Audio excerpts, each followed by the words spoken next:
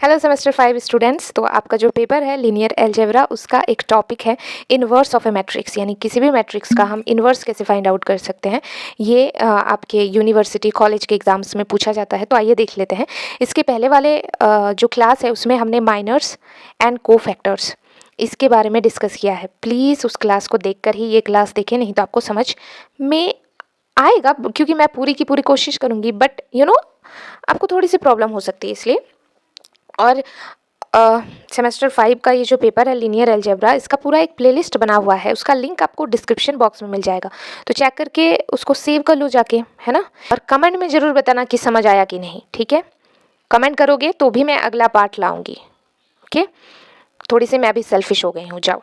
Okay, so question ऐसे पूछा जाता है, find the inverse of the following matrix. अब देखो, ये मैट्रिक्स चेंज हो सकता है बट प्रोसेस तो सेम होगा, राइट। तो प्रोसेस देखो, सबसे पहले हम लिखेंगे given matrix A is equal to this. लिख लिया आपने।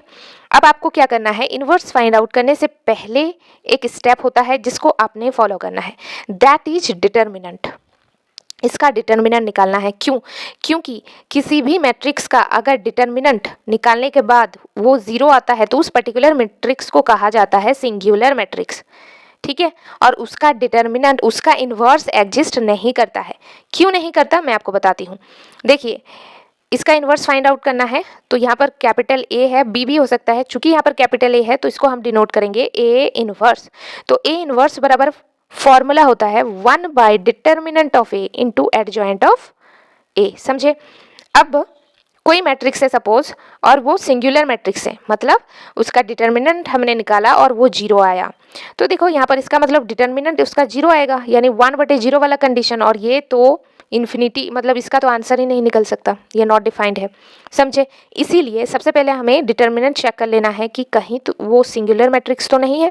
बिकॉज सिंगुलर मैट्रिक्स किसे कहते हैं गाइज, जिस मैट्रिक्स का डिटर्मिनेंट हम निकाले और उसका आंसर जीरो आ जाए, वो सिंगुलर मैट्रिक्स है। और सिंगुलर मैट्रिक्स का इनवर्स एग्जिस्ट नहीं करता है। क्यों नहीं करता, आपने अभी देखा, क्योंकि फॉर्मूला होता है 1 बाय डिटर्मिनेंट, और डिटर्मिनेंट अगर जीरो आ जाएगा तो 1/0 वाला कंडीशन तो नॉट डिफाइंड वाला कंडीशन होता है, दैट्स वाई, ठीक है। अब इसका हम सबसे पहले क्या करते हैं, डिटर्मिनेंट निकालेंगे। कैसे निकालते हैं, ऑल्टरनेट साइन लेते हैं, क्लास 12 में आपने पढ़ा होगा, प्लस माइनस प्लस। अब हम लिखेंगे यहाँ पर +1 लिख लिया। अब एक मैं आपको बता देती हूँ, बाकी तो आपको पता ही होगा। अब आपने क्या करना है, ये प्लस है तो हमने लिखा +1, ठीक है। अब ये इस कॉलम में है, इस रो में है, हाइड कर दिया। हमारे पास क्या बचा, देखो हमारे पास ये एलिमेंट बचा है 3 4 4 3। अब इसको मल्टीप्लाई करो, 3 × 3 9, बीच में आएगा माइनस का साइन, फिर 4 × 4 16, ये हो गया एक। अब माइनस है यहाँ पे, अब पहला वाला तो हो गया, ठीक है। ये वाला तो हमारा क्लियर हो चुका है। ये वाला कहाँ गया भाई, ये वाला तो क्लियर हो गया, यानी ये प्लस था, ये माइनस था, ये प्लस है। अब दूसरा वाला -3, तो हम लिखेंगे -3। अब देखो -3 इस वाले कॉलम में है और इस वाले रो में है, हाइड कर दो। क्या बचा, ये चार एलिमेंट 1 4 1 3, इसको मल्टीप्लाई करो, 1 × 3 3, बीच में माइनस का साइन, 1 × 4 4, तो 3 - 4, ठीक है। समझे। अब उसी प्रकार से आपको थर्ड वाला भी करना है, ऑल्टरनेटिंग प्लस माइनस प्लस। अब अगेन ये +3 होगा तो +3 हमने लिखा, ये वाला, अच्छा +3 जो है ये इस वाले कॉलम में है और इस वाले रो में है, हाइड करो। क्या बचा, 1 3 1 4, मल्टीप्लाई करो, 1 × 4 4, बीच में माइनस का साइन, 1 × 3 3, 4 - 3। समझे। ओके, अब इसको सॉल्व करो जरा, इसको सॉल्व कर लो। 1 और ये 9 - 16, ये आएगा -7, ठीक है। उसी तरीके से 3 - 4 -1, -1 × -3, तो ये हो जाएगा +3 +3, 4 - 3 1, तो 3 × 1 3। समझे। ओके, तो यहाँ पे -7 + 6, तो determinant of A equal to आया -1। इसका मतलब डिटर्मिनेंट ऑफ ए जीरो नहीं आया, इसका मतलब इन्वर्स एग्जिस्ट करता है। तो हम लिखेंगे determinant of A not equal to 0, so that's why inverse is possible. अब देखो इन्वर्स का फॉर्मूला, इन्वर्स का फॉर्मूला होता है, लर्न करना है और याद भी रखना है, that is 1 by determinant of A into adjoint of A. ये इसका फॉर्मूला होता है, ठीक है। इसको हमने कर दिया, इक्वेशन नंबर कैपिटल ए दिया। आप इसको दे भी सकते हैं, नहीं भी दे सकते हो, टोटली बस आपको फॉर्मूला याद रखना है। इसका मतलब डिटर्मिनेंट तो हमने इस फॉर्मूला में क्या क्या चीज़ें हमारे पास है, देखो सबसे पहले डिटर्मिनेंट तो हमने निकाला, ठीक है। तो ये है हमारे पास 1 तो 1 है, हमारे पास नहीं है एडजॉइंट ऑफ ए। इसका मतलब ये जो हमारे पास गिवन मैट्रिक्स है, आप देख सकते हो ये वाला, इसका हमें एडजॉइंट फाइंड आउट करनी है। इस पर्टिकुलर मैट्रिक्स का हमें एडजॉइंट फाइंड आउट करनी है। देखो इसलिए मैं कह रही हूँ कि इसके पहले मैंने क्लास ली है, उसमें मैंने minors and cofactors and adjoint के बारे में बात किया है। एडजॉइंट कैसे निकलता है, सबसे पहले हम निकालते हैं माइनर्स फिर निकालते हैं कोफैक्टर्स, फिर इस कोफैक्टर से हम बनाते हैं हमारा प्यारा सा कोफैक्टर्स मैट्रिक्स और उसका ट्रांसपोज ले लेते हैं, वो हमारा एडजॉइंट होता है। अब ये तीनों कहाँ से पता चलेगा, ये तीनों इस क्लास में तो मैं बिल्कुल भी डिस्कस नहीं करूंगी, इसके लिए आपको डिस्क्रिप्शन बॉक्स चेक करना है। एक काम करते हैं, सेमेस्टर 5 का पूरा मैं लिंक दे देती हूँ, उसके पहले मैं एक लिंक देती हूँ जिसमें सिर्फ एडजॉइंट के बारे में बात की गई है। दोनों का दे देती हूँ, 2x2 ऑर्डर और 3x3 ऑर्डर, देख लेना, ठीक है। ओके, तो अब एडजॉइंट कैसे निकालते हैं। एडजॉइंट जब आप निकालोगे तो आपके पास ये आएगा कोफैक्टर मैट्रिक्स। तो सबसे पहले हम निकालेंगे कोफैक्टर। तो कोफैक्टर मैट्रिक्स हमने निकाल लिया, ये उस वाले मैट्रिक्स से कैसे निकाला, इसका प्रोसेस मैंने पहले वाले क्लास में बताया है, थोड़ा बहुत मैं आपको आइडिया दे देती हूँ। चलिए सबसे पहले एक का निकाल देती हूँ, बाकी सारे एलिमेंट का निकाल लेना, ठीक है।